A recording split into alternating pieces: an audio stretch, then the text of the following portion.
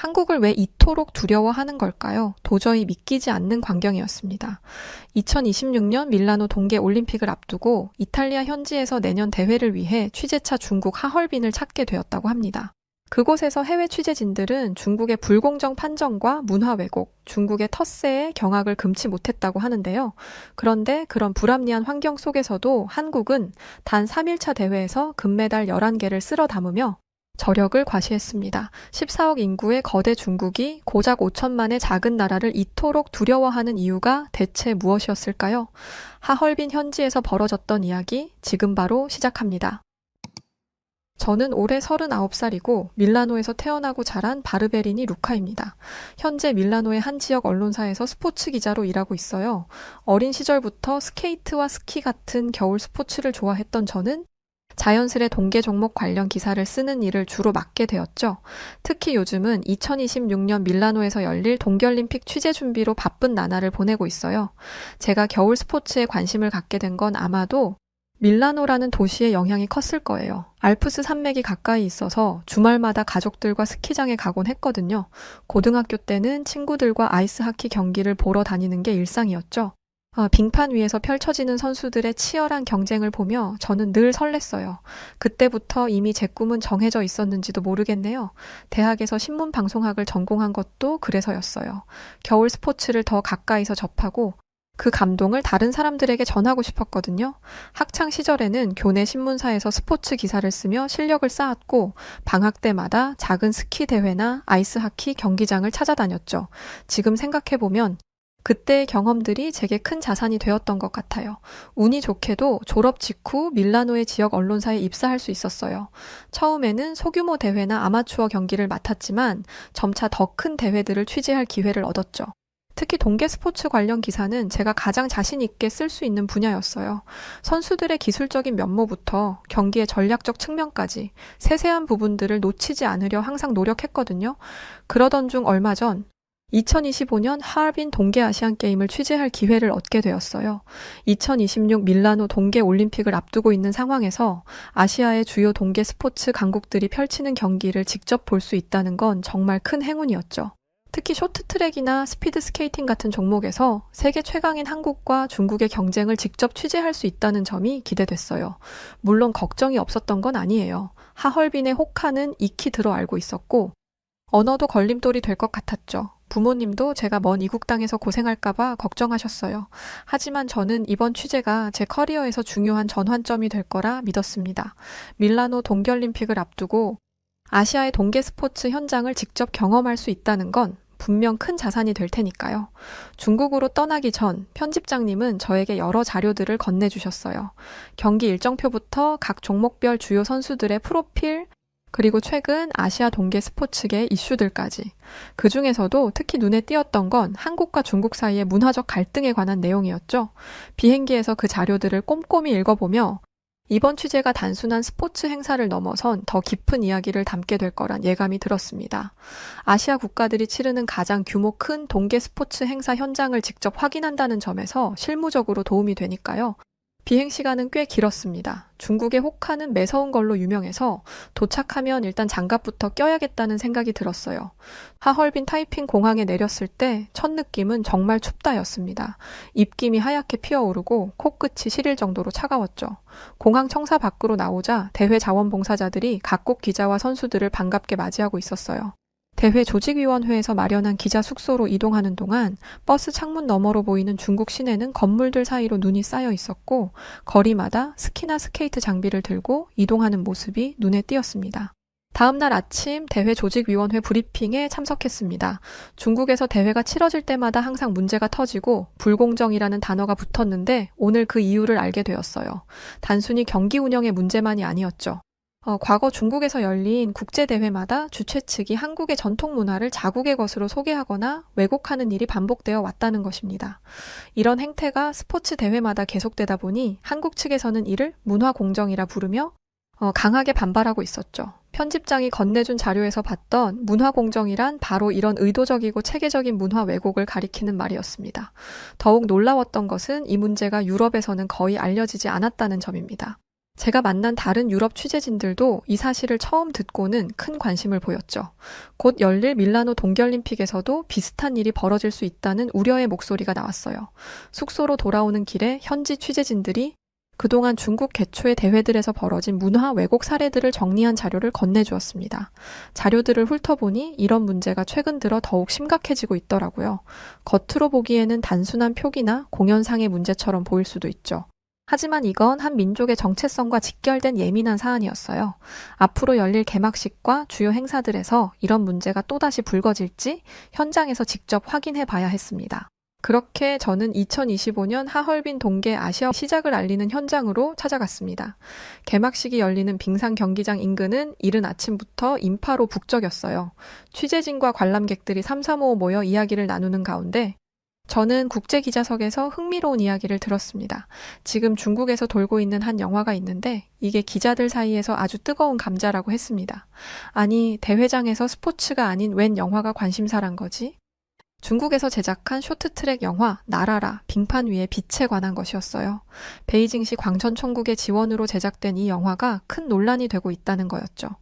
영화의 내용을 전해 들으니 놀라지 않을 수 없었습니다. 이 영화는 중국 쇼트트랙의 발전 과정을 다루고 있었는데 스토리 전개 과정에서 한국 선수들을 일관되게 부정적으로 묘사하고 있었고 특히 반치광이라는 오명을 씌우는 내용을 담고 있어 국제적 논란을 불러일으키고 있다더군요. 영화는 한국 선수들이 경기 중 고의적으로 반칙을 저지르거나 중국 선수들의 진로를 방해하는 장면들을 반복적으로 보여주고 있다고 하는데 사실 이는 역사적 사실과 거리가 있을 뿐만 아니라 국제 스포츠 정신에도 위배되는 내용이라는 거죠. 또한 중국 정부 기관의 개입도 문제죠. 베이징시 광전총국이라는 정부 기관이 직접 제작을 지원했다는 점에서 이는 단순한 창작물이 아닌 정치적 의도가 담긴 프로파간다적 성격을 띈다는 비판을 받고 있었어요. 영화의 모든 내용은 한국을 꼭 주된 적대 세력으로 설정하면서 스포츠를 통한 국제 친선이라는 기본 가치에 반해 보였습니다. 알고 보니 실제로 국제 스포츠계의 반응도 매우 비판적이더군요. 여러 국가의 스포츠 전문가들은 이러한 영화 제작이 국제 스포츠 문화에 부정적인 영향을 미칠 수 있다고 우려를 표명하고 있었고 특히 국제빙상경기연맹 ISU 관계자들은 이러한 접근이 쇼트트랙 종목의 발전과 국제협력에 저해가 될 수 있다는 입장을 보인다며 우려했죠. 한국은 쇼트트랙에서 오랜 기간 동안 우수한 성적을 거두어 왔으며 이는 선수들의 노력과 체계적인 훈련 시스템의 결과인데 중국이 만든 이 영화는 이러한 성과를 부당한 방법으로 얻은 것처럼 묘사함으로써 역사적 사실을 왜곡한 영화다 보니 이번 아시아 올림픽의 기자들 사이에서 입에 오르내리며 화두가 되었던 겁니다. 그런데 실제 대회가 막상 치러지고 나서 저는 그걸 실감할 수가 있었어요. 중국 내 언론의 보도 태도도 예사롭지 않았거든요.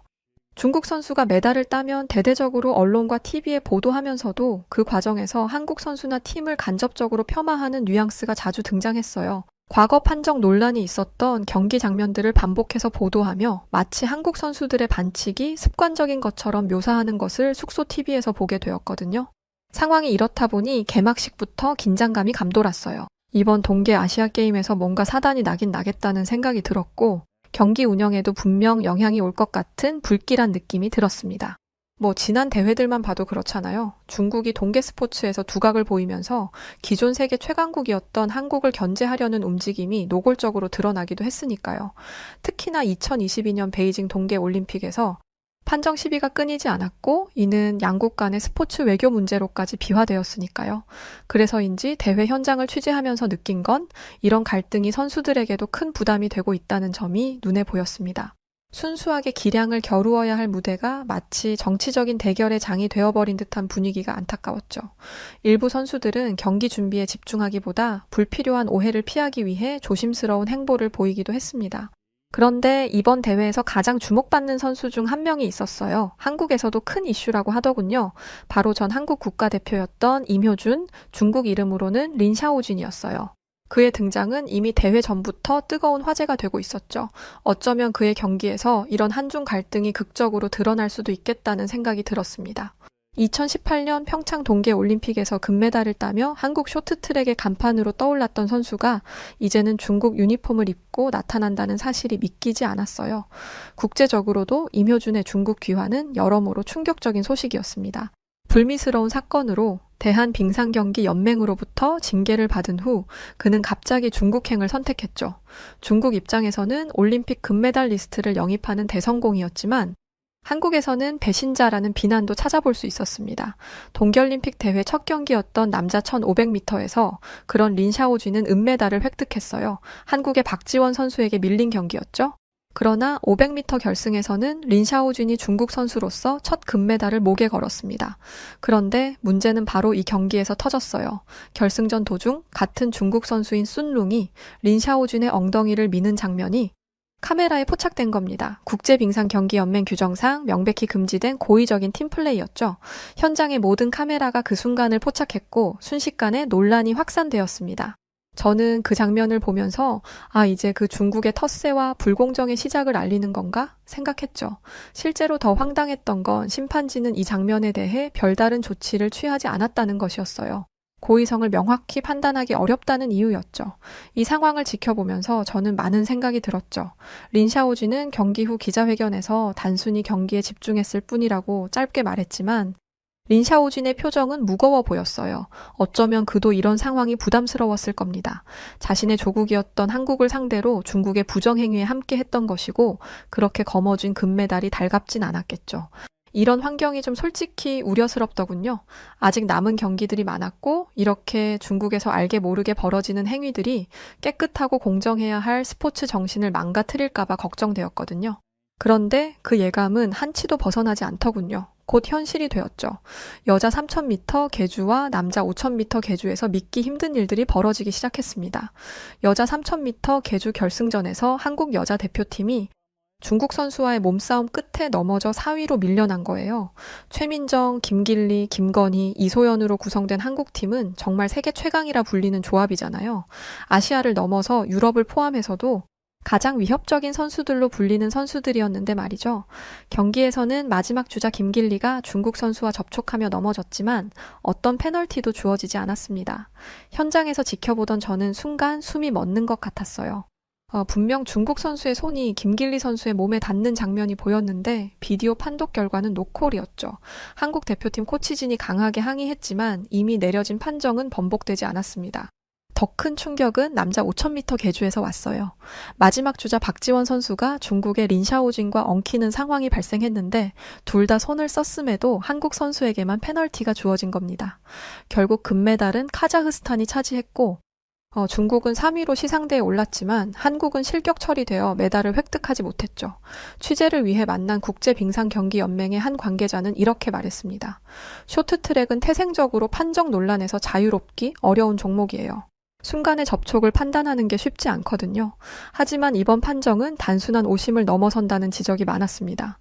특히 두 경기 모두에서 중국에게 유리한 판정이 내려졌다는 점이 도마 위에 올랐어요. 여자 계주에서는 중국 선수의 명백한 접촉을 무시했고 남자 계주에서는 같은 상황에서 한국 선수에게만 페널티를 준 것이죠. 이는 앞서 있었던 문화 왜곡 논란과 맞물려 이번 대회 전반에 걸친 중국의 태도에 대한 의구심을 더욱 키웠습니다. 대회 조직위는 모든 판정은 국제 규정에 따라 공정하게 이루어졌다고 해명했지만 설득력은 떨어져 보였어요. 실제로 경기 영상을 슬로우 모션으로 확인해보면 판정의 형평성에 의문을 제기할 만한 장면들이 여러 차례 포착되었기 때문입니다. 한국 대표팀의 항의가 계속되자 국제빙상경기연맹은 재심을 검토하겠다는 입장을 밝혔습니다. 하지만 이미 시상식이 끝난 상황에서 결과가 뒤집힐 가능성은 희박해 보였죠. 결국 이번 판정 논란은 앞으로도 오랫동안 회자될 것 같았습니다. 저는 경기장을 빠져나오며 씁쓸한 마음을 감출 수 없었어요. 스포츠는 공정한 경쟁을 통해 감동을 주는 것인데 이렇게 불공정 시비가 일어나면 그 진정성마저 의심받게 되니까요. 더구나 이런 판정들이 반복되면서 쇼트트랙이라는 종목 자체의 신뢰도마저 흔들릴 수 있다는 우려가 들었습니다. 다음 날 아침 각국 언론의 반응도 뜨거웠어요. 대부분의 매체들이 이번 판정에 의문을 제기했고 특히 유럽의 스포츠 전문지들은 쇼트트랙의 판정 시스템을 전면 개편해야 한다는 주장을 내놓았죠. 일부에서는 비디오 판독 시스템의 확대나 인공지능 도입 등 구체적인 대안까지 제시했습니다. 하얼빈의 쌀쌀한 저녁, 스포츠에서 판정 시비는 늘 있어 왔지만 이렇게 한 대회에서 연이어 논란이 불거진 것은 분명 특별한 경우였죠. 이는 단순한 우연이라고 보기엔 석연치 않은 부분이 너무 많았습니다. 와, 오늘 정말 힘들었다. 하루 종일 이어진 개주 경기의 충격적인 판정들을 취재하고 나니 머리가 지끈거렸습니다. 저녁 식사를 하러 간 현지 식당에서 동료 이탈리아 기자와 맥주나 한잔하며 여독을 풀려고 했어요. 루카, 잠깐만. 여기서 맥주는 마시지 않는 게 좋을 것 같아. 무슨 소리야? 나는 지금 시원한 맥주가 필요해. 근데 맥주를 마시지 말자니 무슨 소리야? 마르코가 휴대폰을 꺼내 보여준 뉴스는 충격적이었습니다. 하얼빈 시에서 생산된 저가형 맥주 마이다오 제품에서 곰팡이 독소가 검출되었다고 홍콩 소비자위원회가 발표했다는 내용이었어요. 게다가 예전에는 칭따오 맥주 공장에서 직원이 메가의 소변을 본 사건으로도 난리였는데 중국 맥주의 위생 논란이 끊이지 않았던 것이죠. 그런데 뉴스를 보다 보니 중국의 대응은 더욱 황당했어요. 중국 맥주업체 측은 문제의 제품이 중국 내에서만 판매되는 내수용이며 수출용과는 다른 생산 라인에서 만들어진다고 해명했죠. 이게 무슨 말도 안 되는 해명인가 싶었습니다. 지금 우리가 마시려던 맥주가 바로 그 내수용 아닌가요? 중국 직원들이 메가의 소변을 봤을지도 모른다고 생각하니 구역질이 날 것 같았어요. 해외 언론들의 반응도 싸늘했다고 합니다. 중국 정부가 아무리 수출용은 깨끗하다고 강조해도 찝찝한 느낌을 지울 수 없다는 반응이 대부분이었죠. 심지어 일부 국가들은 중국 맥주 수입 자체를 거부하기도 했다고 해요. 하루 종일 이어졌던 취재로 쌓인 피로를 동료들과 맥주 한잔하며 풀어보려 했는데 이런 기사를 보고 나니 도저히 그럴 수가 없었습니다. 결국 간단한 식사만 하고 일어설 수밖에 없었어요. 식당을 나서는데 우연히 한국 취재진들과 마주쳤습니다. 며칠 동안 여러 경기장에서 마주치며 인사를 나눴던 사이라 반갑게 이야기를 나누게 됐어요. 제가 방금 있었던 일을 이야기하자 그들은 서로 눈빛을 교환하더니 웃으며 말했습니다. 그럼 우리랑 같이 가실래요? 좋은 곳을 알고 있는데 그들을 따라 도착한 곳은 하얼빈 시내의 한 한식당이었어요. 멀리서부터 긴 줄이 보였는데 가까이 가보니 대회 관계자들과 각국 취재진들이 대부분이었습니다. 한국의 음식과 맥주를 즐기기 위해 모여든 사람들이었죠. 여기가 요즘 대회 관계자들 사이에서 가장 핫한 장소예요. 중국 음식이나 맥주에 대한 불신이 커지면서 자연스럽게 입소문이 났거든요. 실제로 식당 안은 활기가 넘쳤습니다. 각국의 언어가 뒤섞여 들리는 가운데 매콤한 김치찌개 냄새와 구수한 된장찌개 향이 식당을 가득 채우고 있었어요. 테이블마다 한국 맥주가 놓여 있었고 사람들은 연신 시원하다, 깔끔하다며 만족스러운 표정을 짓고 있었죠. 우리도 자리에 앉아 김치찌개와 삼겹살, 그리고 시원한 한국 맥주를 주문했어요. 처음 맛보는 한국 음식이었지만 신기하게도 마치 오랫동안 알고 있던 맛 같은 편안함이 느껴졌습니다. 매콤하고 깊은 맛의 김치찌개, 부드러운 삼겹살, 그리고 깔끔한 맥주가 어우러지니 하루 종일 쌓였던 피로가 씻겨 나가는 것 같았어요. 하얼빈에서 이런 맛있는 식사를 할 수 있을 줄은 몰랐네요. 정말 고마워요. 앞으로도 자주 오세요. 여기 음식은 믿을 수 있거든요. 그렇게 우리는 늦은 시간까지 이야기를 나누며 즐거운 시간을 보냈습니다. 처음에는 맥주 한 잔 못 마시게 된 것이 서운했는데 오히려 덕분에 더 좋은 경험을 하게 된 것 같아 기분이 좋았어요. 하긴 생각해보면 한국은 지난 평창올림픽 때도 전 세계인들의 시선을 사로잡았었죠. 한국의 온돌 시스템, 음식 문화, 응원 문화, 사람들의 시민의식 모든 게 완벽했다는 올림픽으로 해외 매체에서 인정한다는 기사들이 쏟아져 나왔었으니까요. 뿐만인가요? 파리올림픽 때는 그야말로 한국의 장이었죠. 파리 곳곳이 한국의 음악들로 넘쳐났고 한국의 음식들을 먹기 위해 긴 줄을 섰던 해외 각국의 사람들까지 진짜 어마어마했으니까요. 지금 하얼빈 현지는 중국의 텃세라고 불러야 할까요? 하여튼 말들이 굉장히 많습니다. 동계올림픽의 핵심이었던 쇼트트랙 종목은 사실상 아시아에서는 한국과 중국이 금메달을 놓고 치열하게 다투죠. 그런데 중국이 자국에서 열리는 대회인 만큼 온갖 방법을 동원해 한국을 견제하는 게 제3자인 제가 느끼기에도 보이니 말입니다. 남자 1000m 중결승에서 중국은 애매한 판정을 주면서 한국을 실격 처리해버렸고 혼성 2000m 계주 경기에서는 중국 선수들 간의 터치가 있었는데도 페널티가 주어지지 않았죠. 또한 대회를 앞두고 실시한 공식 훈련도 한국은 모두 오후에 배정되었는데 중국은 모두 오전에 배정되었어요. 아무래도 빙질의 문제 때문에라도 오전에 배정받는 것이 유리한데 어떻게 된 게 오전은 모두 중국 차지였고 한국은 중국 다음이었다는 거죠. 그런데 그거 아세요? 한국 선수들은 중국의 텃세가 분명 확실했음에도 그런 것들 일일이 신경 쓰고 싶지 않다며 오전이든 오후든 실력으로 보여주겠다며 자신감을 보여줬어요. 그걸 그리고 대회에서 증명해 보였죠. 고작 5천만의 적은 인구를 가진 한국이 무려 12억이라는 20배도 넘은 인구를 가지고서도 한국과 거의 비슷한 수준에 머물렀으니까요. 3일차에 한국은 종합 2위를 달리고 있었어요. 물론 중국이 1위이긴 하죠. 그런데 인구 숫자를 보세요. 20배 차이예요. 20배. 한국은 금메달만 11개, 은메달 9개, 동메달 7개죠. 만약 문제가 되었던 판정 시비들이 정상적으로 이루어졌다면 아마 메달 수는 달랐을 거예요. 아마 저는 이번 주 금요일 폐회까지 더 있어야 할 테지만 거의 이번 하얼빈 동계 아시안게임은 한국 대 중국이라는 두 개 국가의 싸움으로 보일 정도로 엄청 치열합니다. 내년에 저희 이탈리아 밀라노 코르티나 동계 올림픽 개최가 열리기에 사전에 하얼빈에서의 경험을 토대로 더 나은 대회를 만들어내도록 하고자 취재를 온 건데 두 나라의 흥미진진한 모습 때문에 제대로 취재나 하고 갈 수 있을지 모르겠어요. 이번 동계 아시아 올림픽을 취재하면서 저는 많은 것을 배웠습니다. 특히 한국이라는 나라와 그 국민성에 대해 깊은 인상을 받았어요. 인구 5천만의 작은 나라가 어떻게 인구 14억의 거대 국가와 이렇게 당당히 겨룰 수 있는지 그 비결을 조금은 이해할 수 있었죠. 중국의 노골적인 견제와 불공정한 판정에도 불구하고 한국 선수들은 결코 흔들리지 않았습니다. 실력으로 보여주겠다는 그들의 말은 허언이 아니었어요. 오히려 역경을 마주할 때마다 더욱 단단해지는 모습을 보여주었죠.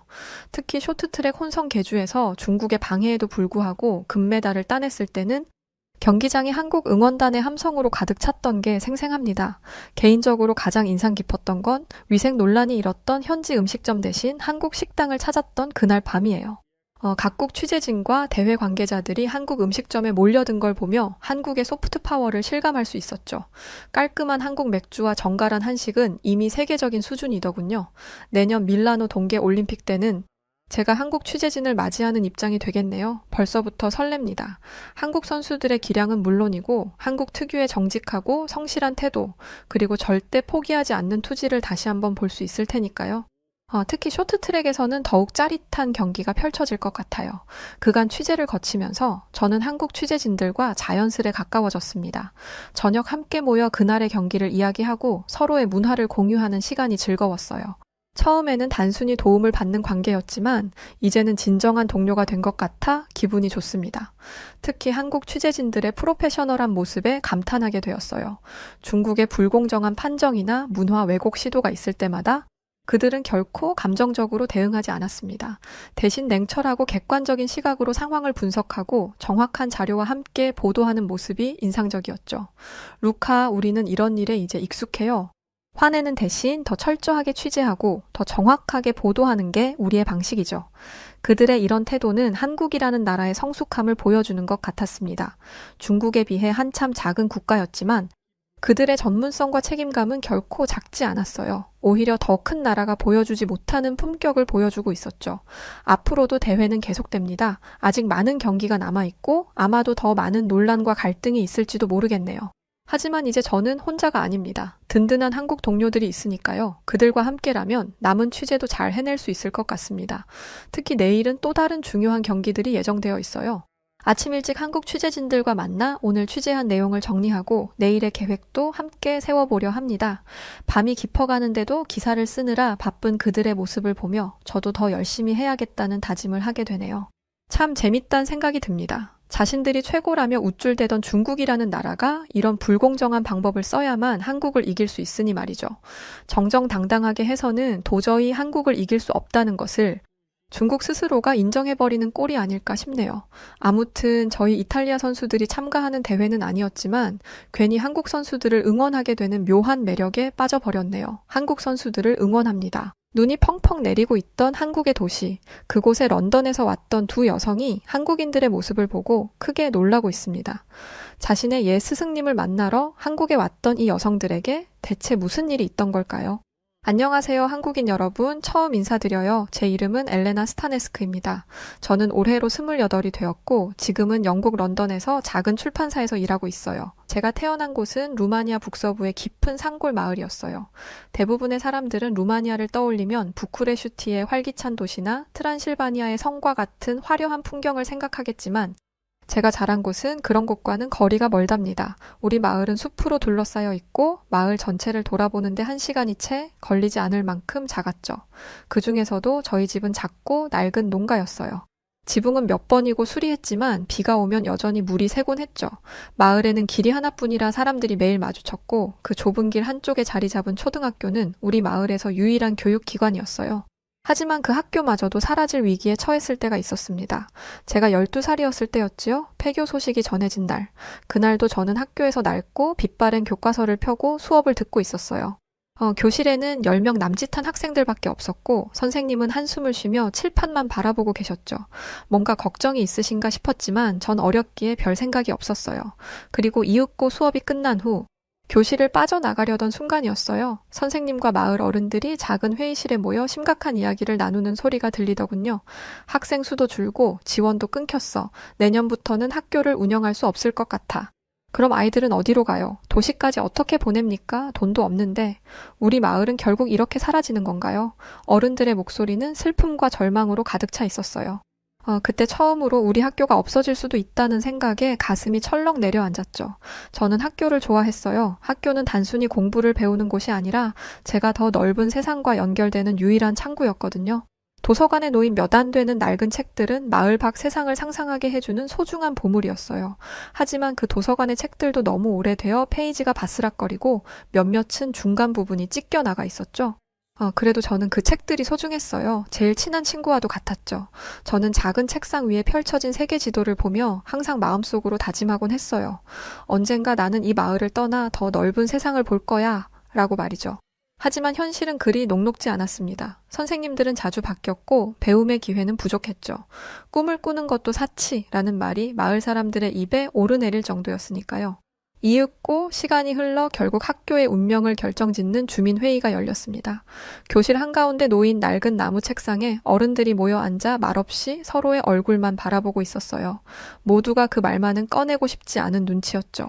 그러던 중 한 어르신이 입을 열었죠. 이제 아이들을 도시 학교로 보내야 하지 않겠냐고요. 그러자 어른들은 슬픈 목소리로 대답했어요. 하지만 그걸 어떻게 하느냐고. 그런 여유가 어디 있냐고. 이 작은 학교라도 없으면 우리 마을은 끝이라고. 지금 있는 그나마 젊은 사람들도 다 나가게 될 거고, 그럼 정말 마을은 마치 죽기만을 기다리는 늙은 늑대처럼 시들어버릴 거라는 말로 방안이 웅성대기 시작했죠.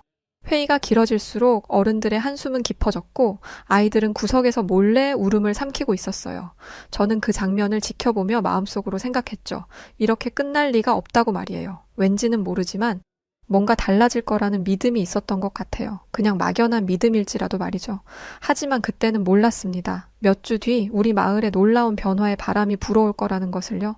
그렇게 제가 다니던 학교가 문을 닫을지도 모른다는 불안감이 마을 전체를 뒤덮고 있던 어느 날, 갑자기 마을이 요란스러워지기 시작했어요. 어른들은 뭔가를 준비하는 듯 잔뜩 들뜬 채로 연신 바쁜 모양새였죠. 무슨 일이 일어나고 있는지 몰랐던 저와 친구들은 혹시 파티라도 하는 건가? 그냥 신이 날 뿐이었어요. 그런데 그때였어요. 마을 어귀에 낡은 버스 한 대가 도착했습니다.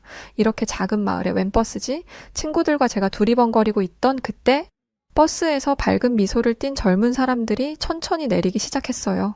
모두가 다정한 웃음을 하고서 저희를 보고 있었죠.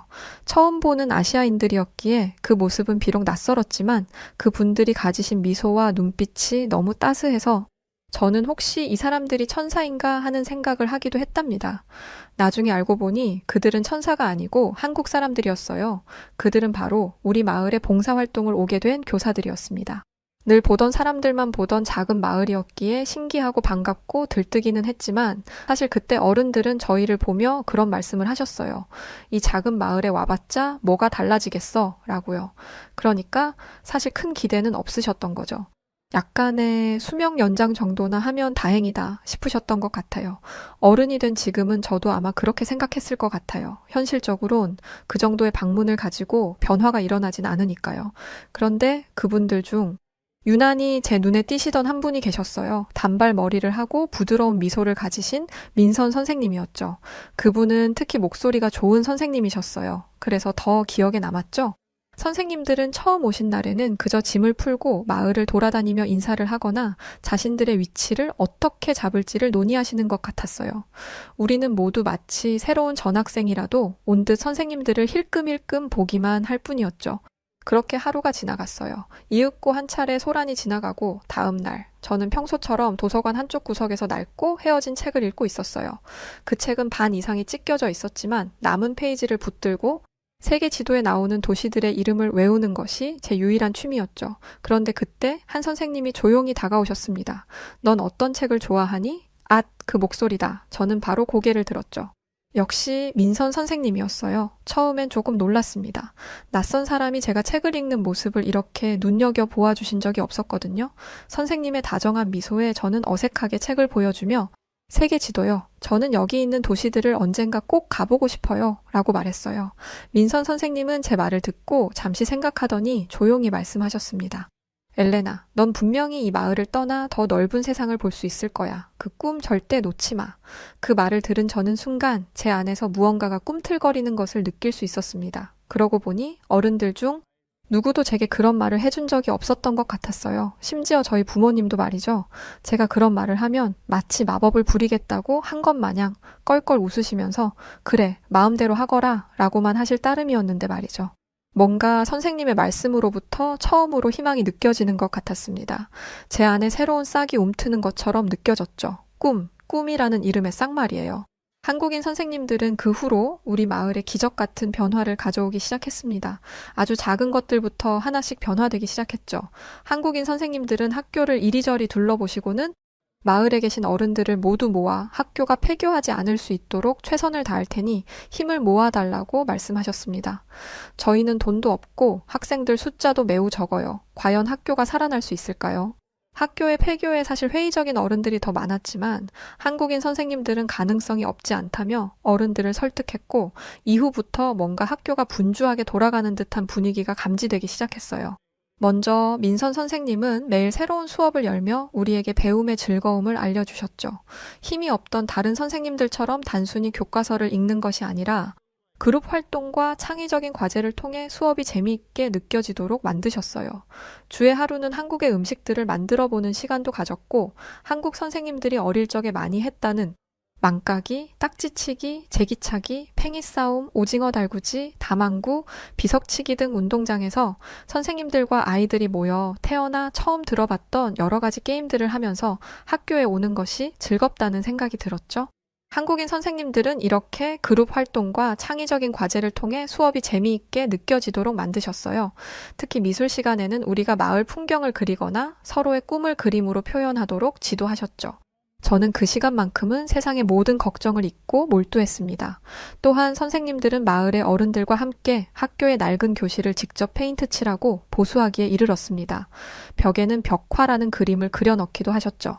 낡은 책상과 의자들, 교실은 선생님들의 지혜와 아이디어로 완전히 새롭게 탈바꿈했고 아침 학교 등굣길이면 항상 교문 앞에 나와 저희들을 선생님들은 마주하며 인사해 주셨습니다.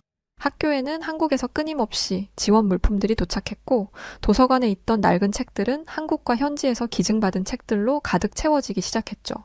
이런 소식은 우리 마을을 건너 많은 곳으로 퍼져나갔고 놀랍게도 저희 학교에는 아이들을 입학시키고 싶다는 사람들이 늘어나면서 우리 마을로 이주 오는 루마니아 학부모들까지 생겼습니다.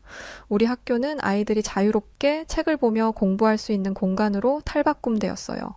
한국에서 왔던 선생님들이 저희 학교에 아주 딱 맞는 한국식 교육 프로그램과 시스템을 도입하면서 폐교 위기에 있던 저희 학교는 마치 맑은 숨을 불어넣은 듯 되살아나기 시작했습니다.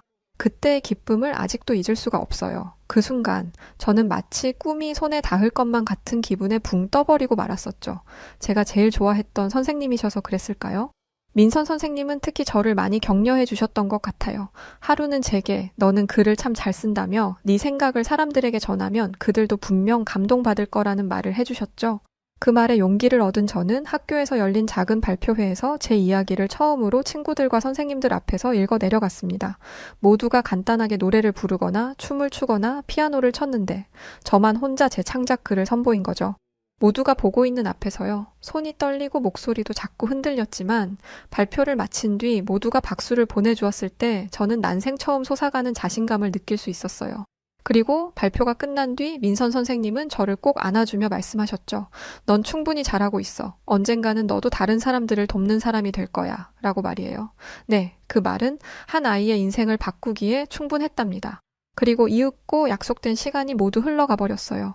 선생님들의 봉사기간은 너무도 짧게 느껴졌습니다. 한국인 선생님들이 마을을 떠나는 날 학교 운동장에는 주민들과 학생들이 모두 모였어요. 많은 사람들이 그들에게 감사를 전했고 일부는 눈물을 흘렸죠. 그 중에서 제일 크게 운 사람은? 네, 바로 저였어요. 민선 선생님은 떠나기 전 우는 저의 손을 꼭 잡아주시더니 제게 작은 종이 한 장을 건네주셨습니다. 그 종이에 적힌 것은 바로 민선 선생님의 이메일 주소였어요. 선생님은 제게 네가 세상에 나가서 무언가를 이루었을 때 꼭 소식을 전해달라고 다정하게 말씀하셨죠. 그 말을 들으니 저는 제가 반드시 세상에 나가 뭔가를 이루게 될 거라는 생각을 품게 되었어요. 꼭 꿈을 이루어서 선생님께 연락을 드려야겠다 하고 목표가 생긴 거죠. 저 엘레나의 작은 마음속에 말이에요. 저는 눈물을 꾹 참으며 말씀드렸습니다. 제가 꼭 잘 돼서 찾아갈게요. 그 후로 저는 다시 혼자가 되었지만 민선 선생님이 남기신 말과 그 따뜻한 미소는 제 마음속에 남아 저를 지탱해주는 힘이 되었답니다. 저는 때로는 말 한마디가 세상을 바꿀 힘이 되어준다고 생각해요. 최소한 누군가 하나의 세상이라도 말이죠. 그 세상은 바로 제 세상이었어요. 시간이 흘러 제가 꿈에 그리던 고향 마을 밖 세상에 도달한 거예요.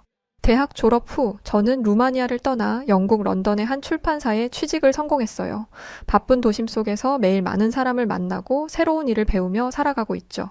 학교조차 없어질 뻔했던 작은 마을의 출신의 제가 말이에요. 비록 간신히 폐교만 피해 학교를 졸업했을 정도로 여전히 마을은 작지만 가끔씩 힘들 때마다 전 고향에서의 기억을 떠올리곤 해요. 민선 선생님이 제게 해주셨던 그 말, 너는 더 넓은 세상을 볼 수 있을 거야. 그 말을 들었던 그 순간은 말이죠. 그 말은 제게 있어 삶의 이정표와도 같아요. 지금의 제가 있기까지 민선 선생님과 그때의 경험이 없었다면 저는 아마도 여전히 좁은 세상 안에 갇혀 있었을 테니까요. 물론 여기까지 오기까지는 정말 쉽지 않았어요. 대학에 진학하기 위해 저는 도시로 나와 혼자 자취하며 아르바이트로 생활비를 벌어야 했거든요. 낮에는 강의를 듣고 밤에는 작은 카페에서 일하며 하루를 보냈죠. 늘 시간에 쫓기고 아르바이트를 끝낸 뒤 집에 돌아오면 이미 한밤중이라 공부할 기운조차 남아있지 않았어요. 하지만 포기할 수는 없었죠. 선생님이 제게 해주셨던 말들이 힘들 때마다 저를 붙잡아 주었으니까요. 대학을 졸업한 뒤에도 상황은 여전히 어려웠어요. 졸업 후 몇 달 동안 취업 준비를 하며 수많은 회사에 지원서를 보냈지만 인터뷰 기회조차 얻지 못할 때가 많았거든요. 시골 출신에 외국어 능력도 부족한 내가 정말 꿈을 이룰 수 있을까? 라는 생각이 들 때마다 제 자신을 의심하기도 했죠. 그럴 때마다 어릴 적 저에게 꿈을 갖게 해준 한국인 민선 선생님의 말씀을 곱씹으며 버텼습니다. 그렇게 몇 달을 보내던 끝에 저는 지금의 이 작은 출판사에서 면접 기회를 얻을 수 있었던 거였어요. 면접 준비를 위해 며칠 동안 밤을 새워 포트폴리오를 정리하고 아르바이트로 번 돈을 모아 비행기를 타고 런던으로 갔죠. 결과적으로 합격 소식을 들었을 때 저는 믿을 수 없을 만큼 기뻤답니다. 그 순간 곧바로 저는 고향에서 도서관 구석에 앉아 낡은 세계지도 책을 펼쳐보던 어렸던 저를 떠올렸어요. 민선 선생님이 제게 꿈을 꾸는 법을 가르쳐주지 않으셨다면 저는 그 면접 자리에도 설 수 없었을 거예요. 그렇게 저는 바쁘고 정신없는 런던 생활을 시작했습니다. 출판사는 작은 규모였지만 하루하루가 전쟁터 같았어요. 원고를 검토하고 작가와 협의하며 시장 분석까지 해야 했죠. 선생님은 여전히 제게 특별한 존재였지만 매일 퇴근하면 녹초가 되었기 때문에 고향과 민선 선생님을 떠올릴 시간조차 없었어요.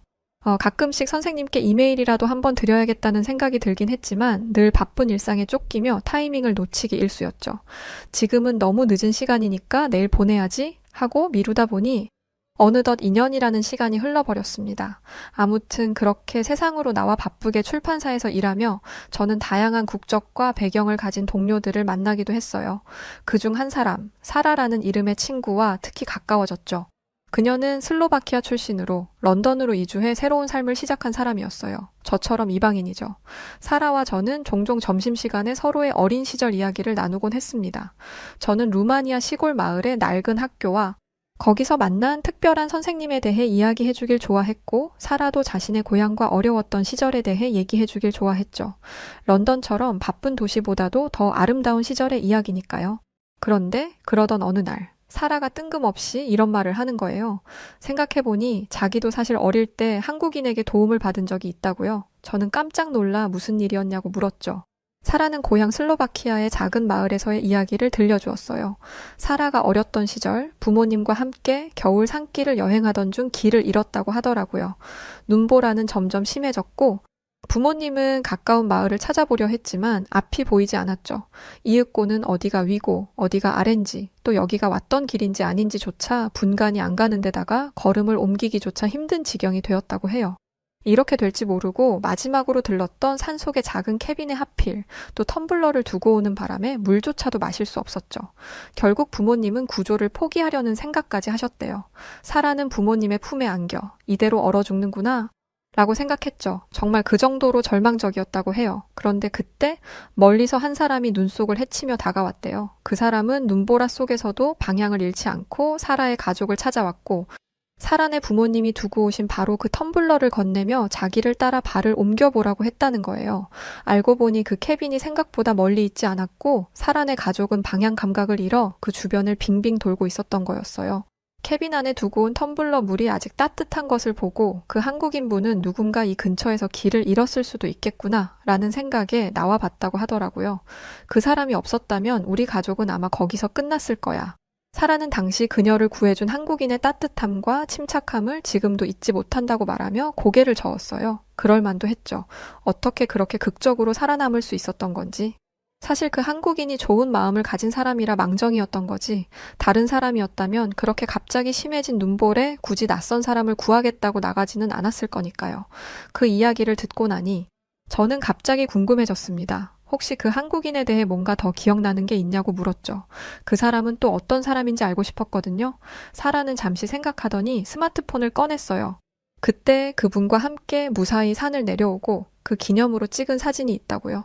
사진 속에는 눈 덮인 슬로바키아의 산길, 그리고 환하게 웃고 있는 한 여성이 찍혀 있었습니다. 그런데 그때 저는 사진을 보는 순간 깜짝 놀라 입을 틀어막았어요. 사진 속의 여성은 바로 민선 선생님이었던 거예요. 제 눈에는 눈물이 고이고 말았어요. 저는 감격하며 사라에게 이 사람이 내가 말한 민선 선생님이라고 말했어요. 사라 역시 화들짝 놀라며 어떻게 그럴 수 있냐고 되물었죠. 사라에게 들어 알고 보니 민선 선생님은 원래 여러 나라를 돌며 구호 활동을 벌이는 NGO 일원이셨다고 해요. 그 전에 너무 어렸던 저는 그런 것까진 몰랐던 거죠. 그래서 슬로바키아까지도 가셨던 거고 우연한 기회로 사라까지 구한 거고요. 저와 사라는 한참을 민선 선생님에 대해 얘기하다가 갑자기 한 가지 결심을 하게 되었어요. 바로 민선 선생님을 만나러 가자고 말이에요. 이렇게 하기로 결정을 내리고 나자 제 마음속은 민선 선생님에 대한 벅차는 그리움과 애정으로 울렁이기 시작했어요. 잃어버린 제 2의 엄마처럼 너무나 그리운 마음이었죠. 아, 왜 나는 진작 선생님을 찾아갈 생각을 못했을까? 그런 생각까지 들었어요. 이윽고 저와 사라는 휴가 계획을 세워 회사에 통보한 뒤 한국으로의 여정을 계획하기 시작했어요. 바로 항공권을 예매하고 민선 선생님이 주신 이메일 주소로 연락을 보냈습니다. 선생님, 저를 기억하시나요? 루마니아의 엘레나입니다. 제가 친구와 함께 한국에 가려고 해요. 선생님께 꼭 하고 싶은 말이 있어요. 떨리는 메일이었죠. 그리고 며칠 뒤 드디어 민선 선생님에게 답장이 왔어요. 선생님은 저를 잊을 리가 없다며 저와 제 친구를 만날 수 있다니 정말 기쁘다고 환영의 메시지를 보내주셨어요. 저와 엘레나는 환호하며 바로 한국행 비행기에 몸을 실었습니다. 이윽고 한국에 도착한 그날, 정말 태어나 난생 처음 보는 첨단화된 도시의 모습에 깜짝 놀랐었습니다. 내가 사랑하는 우리 민선 선생님이 태어난 한국이 이런 모습이었구나 라는 생각했어요. 한국의 모든 사람들은 친절했습니다. 선생님과 약속한 장소를 가는 데에도 안내판이나 인터넷이 워낙에 잘 되어 있어 어렵지 않게 느껴졌습니다. 민선 선생님은 약속 장소였던 서울의 한 작은 도서관 앞에서 우리를 기다리고 계셨어요. 겨울이었지만 왠지 모르게 따뜻함이 느껴지는 날이었죠. 오랜만에 본 선생님은 예전 그대로였습니다. 조금 더 성숙한 모습이었지만 따뜻한 미소는 전혀 변하지 않으셨더라고요. 엘레나, 선생님, 저는 참으려 했던 눈물을 그 자리에서 터뜨리고 말았습니다. 어린 시절의 모든 기억이 선생님 앞에서 한꺼번에 떠올랐어요. 민선 선생님은 저를 꼭 안아주시며 정말 잘 자라줬구나 라고 말씀하셨습니다. 사라도 선생님을 보자 눈시울이 붉어지는 것 같았어요. 사라는 선생님이 아니었으면 이 자리에 있을 수 없었을 거라며 가족 모두 선생님을 기억하고 있다고 말했어요. 정말 감사하다고도 말이에요. 민선 선생님은 사라의 이야기를 듣고 깜짝 놀라셨지만 이내 밝게 웃으며 말씀하셨습니다. 그때 그 눈보라 속에서 길을 잃었던 가족이 너희였냐며 이렇게 다시 만나게 되다니 정말 반갑다고 해주셨어요. 그렇게 우리는 도서관에 들어가 도서관 내 커피숍에서 커피를 마시며 한참 동안 이야기를 나눴습니다. 선생님은 여전히 봉사활동을 하고 계셨고 아이들에게 책과 꿈을 전하는 일을 멈추지 않고 계시더라고요. 감동스러운 일이었죠. 저는 선생님께 그런 질문을 드렸어요. 어떻게 그렇게 계속 사람들을 도우실 수가 있냐고요. 그런데 바로 다음 날 왜 민선 선생님이 이런 고운 마음을 가지고 있는지 저는 단번에 알 수 있었습니다. 그날 오후부터 한국의 하늘에서는 눈이 내리기 시작했어요. 그리곤 단 하루 사이 한국의 도시는 새하얀 눈으로 덮이고 말았죠. 뉴스에서는 117년 만에 기록적인 폭설이라고 보도되고 있었죠. 눈은 무릎이 넘도록 쌓였고 도시의 차들은 보이지 않았습니다. 타국이었다면 난리가 났을 상황이었죠. 그런데 정말 눈으로 보고도 믿기지 않는 모습들을 저와 사라는 봤습니다. 숙소에서 나왔는데 한국인들이 너도 나도 할 것 없이 눈들을 치우고 있던 거였죠. 자신의 매장 앞이 아닌데도 자신들과는 상관없는 길들부터 아이들이 다니는 학교 앞도 한국의 어른들은 모두가 누가 시키지 않았음에도 서로 눈을 치우며 한국의 도시를 정비해 나가기 시작했던 거였어요.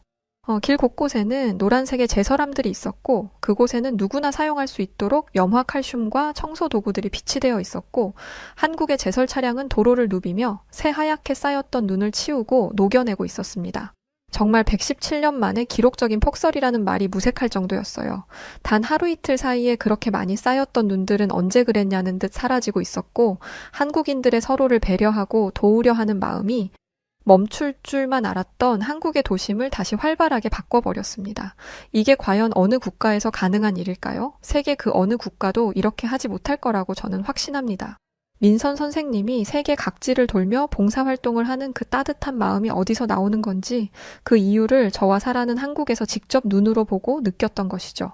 작은 친절이 어떻게 사람을 바꾸고 그 변화가 다시 누군가에게 전달되는지를 알게 된다던 민선 선생님의 말이 귓가에 맴돌았고 놀라운 한국의 시스템들과 그에 응하는 한국인들의 모습에 감탄했습니다. 이후 한국에서의 며칠은 제 인생에서 가장 특별한 시간이었어요. 민선 선생님과 함께 지내며 저는 선생님뿐 아니라 한국이라는 나라가 얼마나 따뜻하고 배려심 깊은 곳인지 새삼 느끼게 되었어요. 한국 사람들은 누군가를 돕는 일을 삶의 일부로 받아들이는 것 같았어요. 길을 묻는 사람에게 친절하게 응대하는 작은 행동부터 자신의 시간을 기꺼이 나누어 타인을 돕는 모습까지. 이런 태도는 누구 한 사람만의 이야기가 아니라 아예 한국 사회에 깊이 뿌리 내린 문화처럼 느껴지더군요. 민선 선생님이 저와 사라에게 해주신 말씀도 기억에 남았습니다. 한국에서는 나 혼자 잘 사는 것보다 다 같이 행복하게 사는 것을 더 소중하게 생각해.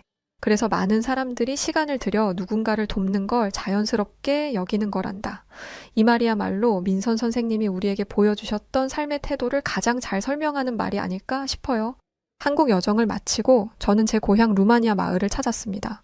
그곳은 여전히 조용하고 소박했지만 제게는 새로운 의미로 다가오고 있었죠. 제가 어릴 적 다녔던 학교는 폐교되어 있었지만 새로운 학교가 자리 잡고 있었고 수많은 아이들이 제가 어릴 때처럼 꿈을 갖고 살아가고 있었죠. 그렇게 옛 기억을 떠올리며 한 도서관에 들어가게 되었어요. 그곳에서 저는 한 아이가 책을 읽고 있는 모습을 보게 되었습니다. 그리고 가만히 그 아이를 지켜보았죠. 어린 시절에 제가 저런 모습이었을까 하는 생각이 들어 가만히 바라보고 있는데 그 아이가 더 이상 책을 읽지 못하고 자리에서 일어나려 하길래 그 아이가 봤던 책을 살펴보게 되었어요. 그런데 책의 후반부부터는 책이 찢어져 더 이상 읽어 내려갈 수가 없었죠. 저는 많은 돈을 가지고 있진 못했지만 내 고향 아이들을 위해 책을 기부해야겠다는 생각을 했었고 그렇게 도서관에 책들을 사서 기증했답니다. 많은 루마니아 아이들이 새로 생긴 책들을 보며 기뻐하는 모습을 보니 왠지 모르게 뿌듯함이 느껴지면서 가슴이 따뜻해지는 마음이 들었죠. 저는 다시 이를 위해 런던으로 돌아가야 했기에 공항으로 가려고 돌아서는데 갑자기 한 아이가 와서는 제 치마를 잡았습니다. 그리고는 이렇게 말했어요. 책을 선물해 주셔서 고맙습니다, 선생님. 열심히 책 읽어서 훌륭한 사람이 될게요. 라고 말이죠. 순간 눈에서 눈물이 쏟아졌어요. 왜냐면 그 말을 듣는 순간 민선 선생님의 말씀이 떠올랐거든요. 작은 친절은 사라지지 않아. 그것은 다른 사람들에게 전해지고 다시 돌아오게 되어 있어. 저는 가슴 깊이 벅차오르는 감동과 감사를 느끼며 그 아이의 손을 꼭 잡아주었답니다. 한국에서 배운 나눔의 정신과 따뜻함은 제 삶을 바꾸었고 이제는 제가 그것을 다른 사람들에게 전할 차례가 되었어요. 민선 선생님, 그리고 한국에서 제가 경험한 작은 친절과 배려들은 단순히 도움을 받았던 기억에서 끝나지 않아요. 그것은 국경을 넘어 제 고향의 아이들에게도 새로운 꿈을 심어주고 또 그 아이들이 성장해서 세상에 그 따뜻함을 전하게 만들 작은 친절이 되었죠. 저는 이제 자신 있게 말할 수 있어요. 도움은 다시 돌아온다고. 그리고 그 도움은 세상을 더 나은 곳으로 만든다고요. 그리고 이건 한국에서 온 따뜻한 마음이라고요. 한국인들이 보여준 그 값진 나눔의 정신을 잊지 않겠습니다. 삶을 올바르게 바라볼 수 있도록 해주신 사랑하는 우리 민선 선생님과 한국의 폭설에서 볼 수 있었던 한국인들의 그 정신을 가슴에 담아 살아갈 것을 약속드립니다. 고맙습니다. 한국인분들. 네, 이렇게 오늘 사연이 끝났습니다. 작은 마을에서 시작된 한국 교사들의 따뜻한 마음이 엘레나와 사라의 삶을 바꾸고 이제는 다시 그들이 다른 사람들에게 희망을 전하는 아름다운 이야기. 특히 한국에서 기록적인 폭설과 마주했던 한국인의 서로를 돕는 마음과 배려의 정신이 국경을 넘어 전해지고 그것이 또 다른 선순환을 만들어가는 과정을 보면서 한국인으로서 깊은 공감과 자부심을 느낄 수 있었던 것 같아요. 우리가 가진 따뜻한 배려와 나눔의 문화가 세계 곳곳에서 새로운 희망을 만들고 있다는 사실은 정말 놀랍고 자랑스러운 일이 아닐까요? 오늘의 사연처럼 우리 모두의 작은 친절이 누군가의 삶을 바꾸고 더 나아가 세상을 따뜻하게 만들 수 있다는 사실을 잊지 말았으면 좋겠습니다. 오늘도 시청해주셔서 감사해요, 여러분. 다음에도 더 감동적이고 따뜻한 이야기로 찾아뵐게요. 추운 겨울 건강 조심하시고 늘 행복한 일들만 가득하시길 응원해봅니다. 자, 그럼 사연을 전해드린 저는 여우튜브 송은지였고요. 더 좋은 사연으로 찾아뵙겠습니다. 늘 감사드리고 언제나 그랬듯 사랑합니다. 당신만의 여우